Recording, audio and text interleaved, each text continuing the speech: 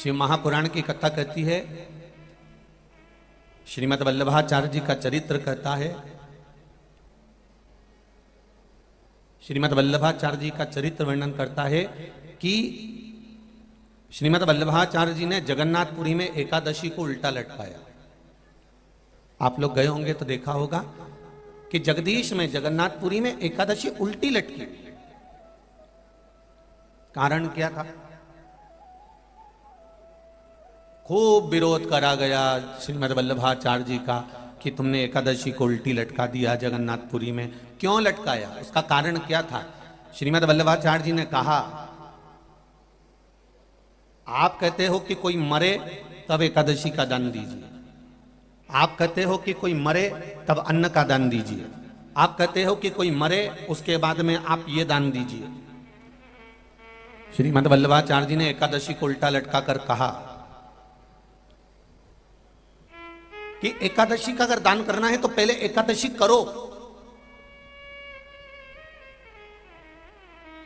और एकादशी करने के बाद उस एकादशी का फिर दान करो जीते जी। उस एकादशी का फिर दान होना चाहिए।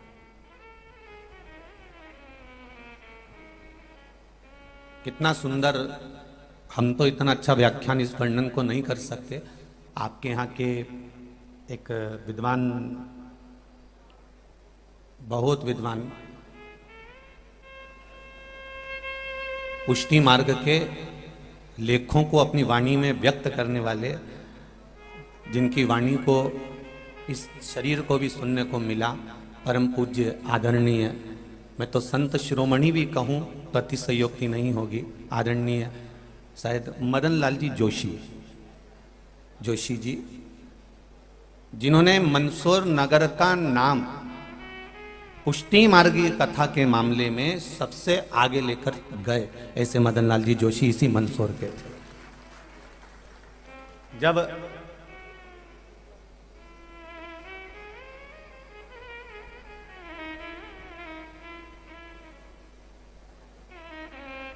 अपनी वाणी से वो कहते थे, अब तो शायद शरीर नहीं है उनका शायद, तो जब अपनी वाणी से कहते थे, वल्लभ का व्याख्यान वर्णन करते थे, पुष्टि मार्ग के वर्णनों को जब वो कहते थे तो एकाग्र चित्त होकर, यहां तक वर्णन है कि माताएं अगर रुई की बाती भी बना रही हो तो वो बंद करवा देते थे कि पहले कथा रस तत्व को ग्रहण करो, पहले सुनो।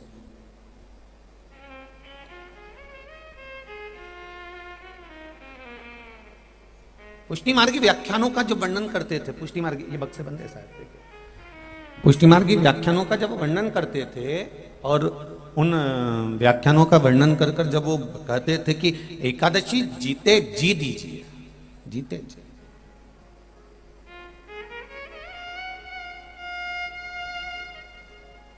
मरने के बाद की कोई गारंटी नहीं कि आपने जो एकादशी दी वो मिली कि नहीं मिली। पर जीते जी अगर हमने दिया है, जीते जी हमने अगर प्रदान किया है तो हमने अपने हाथ से तो करा, अपने को मालूम तो पड़ा कि मैंने दिया।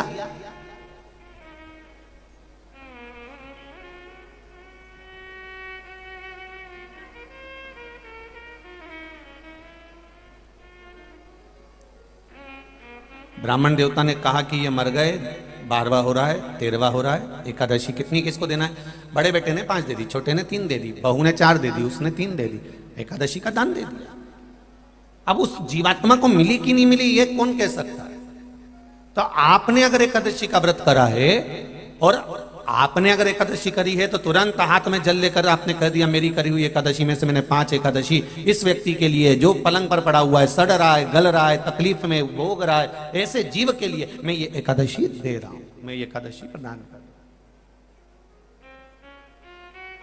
अपने हाथों से दे, उसके मरने से पहले उसको जीव को प्रदान कर।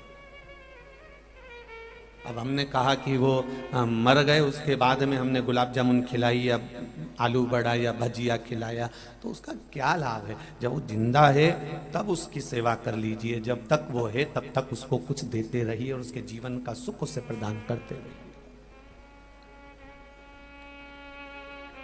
जिसकी नजर और नियत दोनों, नजर और नियत दोनों ठीक होती है, वो जिंदगी में कभी धोखा नहीं खा सकता, वो आगे ही बढ़ता चलेगा। बस नजर भी ठीक रखिए और नियत भी ठीक रखिए। नजर और नियत, अगर ये दोनों ठीक है, आपकी नजर भी ठीक है और नियत भी ठीक है, तो आप धोखा नहीं खा सकते, ये निश्चित है। बिंदु प्रेत योनि में क्यों पड़ा? क्योंकि उसकी नजर गलत जगह चली गई थी। देवराज प्रेत योनि में क्यों पड़ा? देवराज अगर मर रहा है, ब्राह्मण होकर कर्म विच्छिन्न हो गया है, तो वो क्यों हुआ? उसका कारण क्या था? क्योंकि वो गलत दृष्टि में पड़ गया। नजर और नियत ये दोनों अच्छी होना चाहिए, ठीक होना चाहिए। हम कई बार नजर भी ठीक नहीं रख पाते और नियत भी ठीक नहीं रख पाते। हम दूसरे को देखा और देखकर हमारे मन में काम जाग गया, हमारे भीतर लोभ जाग गया, हमारे भीतर वासना जाग गई, हमारे भीतर कुछ ना कुछ अहंकार का, अभिमत्ता का पथ जाग गया।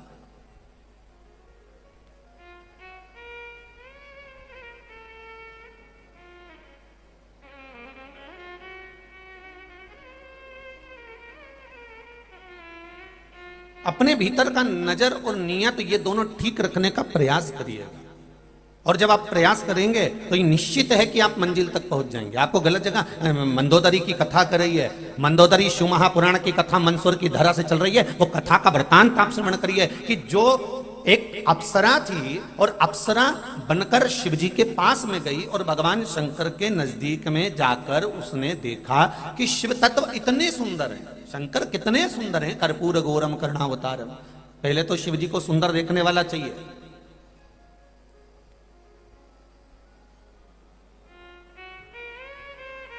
पहले शंकर भगवान को सुंदर देखने वाला चाहिए। जो शंकर भगवान के नयन अश्रु से प्रकट हुआ अंध का सुर, वो शंकर भगवान को सुंदर नहीं देख पाया। और क्या शब्द कहा था उस अंधकासुर ने?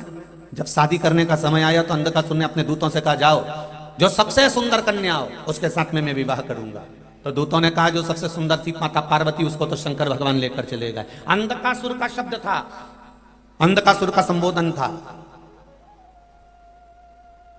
शंकर लेके चले गए।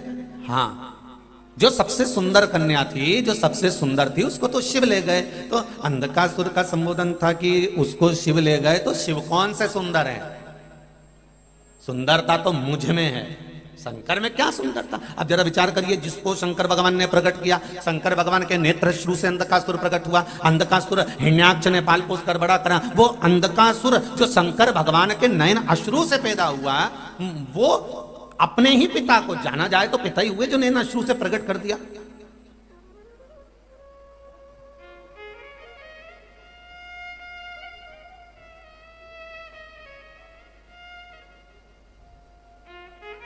ये तो उसी में का हाल है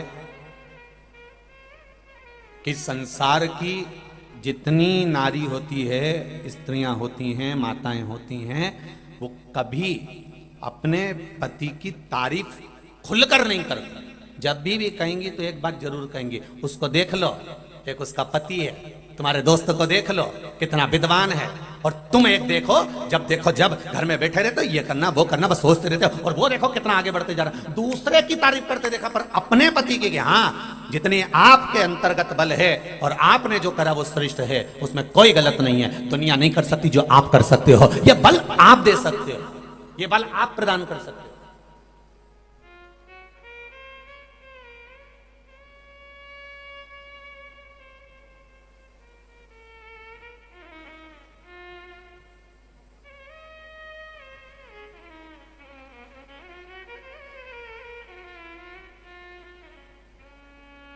केवल एक लंकाधिपति रावण भी शिवजी से नहीं कहा कि तुम सुंदर हो।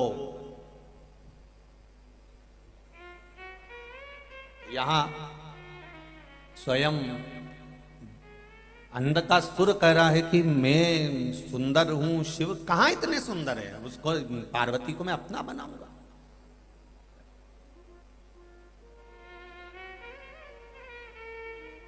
सुंदरता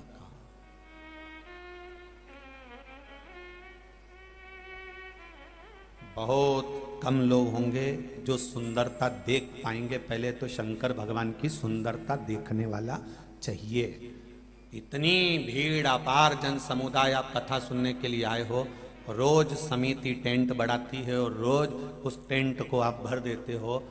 आपके भीतर ये भाव है कि शंकर भगवान की कथा बड़ी सुंदर है, ये आपके भीतर भाव है कि शिव की कथा सुंदर है, और ये सोचकर आप शिव महापुराण की कथा में जाकर बैठते हो।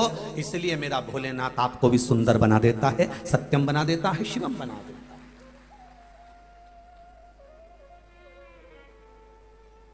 आपके भीतर सुंदरता भरी हुई है ना, तो आपको सुंदर नजर आ रहा है।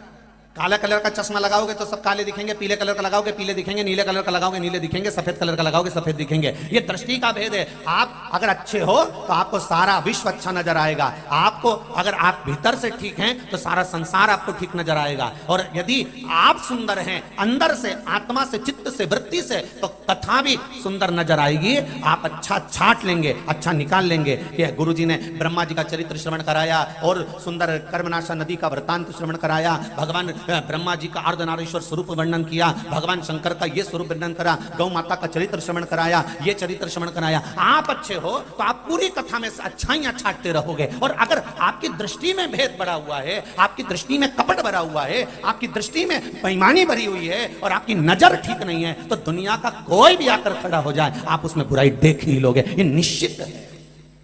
चश्मा जो लगाया होगा वैसा आपको नजर आएगा, ये निश्चितता है।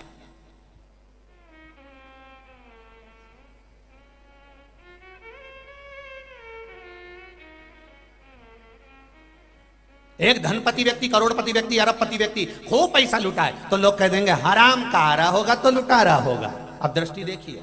और अगर करोड़पति व्यक्ति 1 रुपया खर्च नहीं करे तो लोग कह देंगे कहीं छाती पे बांध के ले जाएगा, इतना कमा रहा है 2 रुपए दे नहीं सकता। अब दृष्टि देखिए। दुनिया में सबको संतुष्ट करना बहुत कठिन है भाई, बहुत कठिन, बहुत कठिन है। एक माता पिता अपनी औलाद को संतुष्ट नहीं कर पाते हैं, एक दिन वही औलाद मुंह से कह देती है तुमने हमारे लिए क्या किया, तो फिर संसार को कोई संतुष्ट कर सकता? कौन संतुष्ट करेगा? बहुत कठिन है। पूरा शरीर का एक एक अंग को बुढ़ापा आ जाता है। ये घुटने भी बुढ़े हो जाते हैं, ये कान भी बुढ़े हो जाते हैं, ये आंख भी बुढ़ी हो जाती है, ये नासिका भी बुढ़ी हो जाती है। शरीर का एक एक अंग बुढ़ापा ले लेता है, शरीर का एक एक अंग बुढ़ा हो जाता है। केवल एक अंग शरीर के अंदर है, ये जीवान, जो कभी बुढ़ी नहीं होती। अगर ये बुढ़ी हो जाती तो घर में कभी सास बहू का झगड़ा ही नहीं होता, कभी सास बहू का झगड़ा नहीं होता अगर ये जीवान बुढ़ी हो जाए। हाथ बूढ़े हो गए, अब मुझसे बनता नहीं, हाथ धूज रहा है। पांव बूढ़े हो गए, मुझसे चला नहीं जाता। नेत्र बूढ़े हो गए, मुझसे दिखाई नहीं देता। कान बूढ़े हो गए, मुझे सुनाई नहीं देता। नासिका बूढ़ी हो गई, दिन भर नाक में से पानी बहता रहता है। ये पूरा शरीर, दांत तक बूढ़े हो गए, हड्डी हड्डी बूढ़ी हो गई, शरीर का एक एक अंग बूढ़ा हो गया। पर जीवान कभी बूढ़ी नहीं होती, क्योंकि जीवान भगवान ने इसलिए बूढ़ी नहीं करी कि भगवान ने कहा अगर मैं इसको बूढ़ा कर दूंगा और ये शिथिल हो गई तो ये शिथिल होकर चुपचाप पड़ी रहेगी, तो मरते तक ये पाप कैसे करेगा। इसके पाप के लिए जीवान को जवान रखा है कि तुम मरते तक भी निंदा करते रहे, बुराई करते रहे, चुगली करते रहे, ये बोलते रहे, आड़ा टेढ़ा बोलते रहे, जिससे मरते तक तूने जिंदगी में कभी सोमवार का व्रत कराओ, मंगलवार का व्रत कराओ, शनिवार का व्रत कराओ, गौ माता को रोटी दी हो, किसी के कन्यादान कराओ, तूने जिंदगी में जितना जितना करा है, तेरे मरने से पहले तू इतना पाप कर देना, जीवन से इतना निंदा कर देना, इतनी बुराई कर देना, इतना अपशब्द कर देना कि ये करते करते करते करते करते करते एक दिन तेरा जितना पुण्य है, जितना अच्छा कर्म है, ये सब समाप्त हो जाए, ये सब समाप्त। पुण्य, तुम्हारा पुण्य जब, तो ये शरीर का सारा अंग बूढ़ा हो जाता है। बोलो रिजी जी, सही है कि गलत है? ऐसे जाइए, पूरा शरीर का अंग समाप्त हो जाता है। शरीर का एक एक अंग बूढ़ा हो जाता है, पर जीवान नहीं हो पाती। अंत समय प्रभु आना पड़ेगा, वचन दिया तो निभाना पड़ेगा। आए ना आए प्रभु कुटुंब कबीला, अंत समय प्रभु आना पड़ेगा, अंत समय प्रभु आना पड़ेगा। पूरा शरीर बूढ़ा, पूरा शरीर बूढ़ा, और एक एक अंग बूढ़े हो गए पर जीवान नहीं हो पाई, क्योंकि जीवान को युवान रखा गया है। जीवान को युवान रखा कि तू जवान रहना, क्योंकि तुझे मरते मरते तक भी निंदा करना है।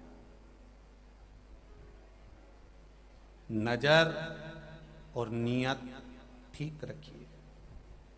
आप अच्छा देखोगे, अच्छा दिखेगा, बहुत अच्छा दिखेगा। आप बुरा देखोगे, आपको बुरा दिखेगा। जैसा देखना चाहोगे वैसा दिखेगा आपको। आपको दिखना चालू हो जाएगा। आप देखिए दुनिया की, आप अच्छाई देखने का प्रयास करिए।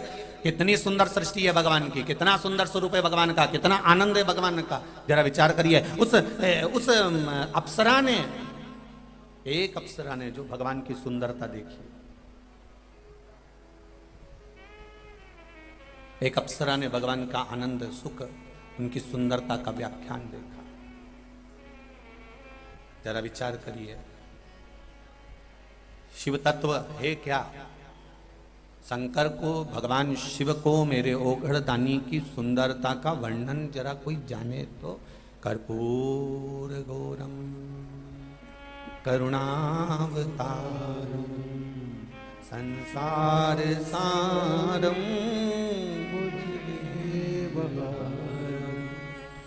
नमः शिवाय, नमः शिवाय, नमः शिवाय, नमः शिवाय। कर्पूर गौरम करुणावतारम संसार सारम भगवान शिव की सुंदरता, भगवान शंकर का आनंद, भगवान शंकर का स्वरूप का आनंद। अच्छी नजर रखो, मेरा शिव सुंदर दिखे। अच्छी नजर से, और जब नजर अच्छी होगी तो ये निश्चित है, अगर नजर श्रेष्ठ है तो उसमें निश्चितता है कि भगवान अपने आप आपको सुंदर नजर आने लगे। अपने आप आपको देखने की जरूरत ही नहीं पड़ेगी।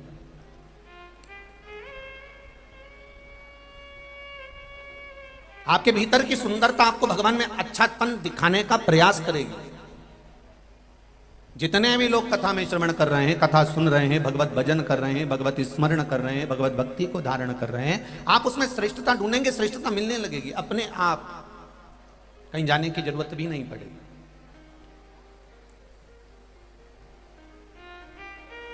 अविरल भक्ति को पाने का महाराज, एक अप्सरा जिसका नाम है मधुरा, जरा विचार करिए। वो मधुरा भगवान शंकर के पास पहुंची है, देवलोक से पहुंची है, और शंकर भगवान के स्वरूप में उससे सुंदरता नजर आ रही है। भगवान शंकर का स्वरूप उसे सुंदर दिख रहा है, भगवान शंकर का स्वरूप उसे आनंदमय दिख रहा है, भगवान शंकर का स्वरूप उसको अलमस्त आनंद भक्ति में नजर आ रहा है। वो मधुरा को, वो मधुरा जो देवलोक में निवास कर रही थी, केवल भगवान शंकर के सुंदर स्वरूप को देखने के लिए, भगवान शंकर के सुंदर स्वरूप को जानने के लिए पृथ्वी पर गई है, मृत्यु लोक में गई है, भगवान शंकर के स्वरूप को जानने पहुंच गई। और शंभो शरणे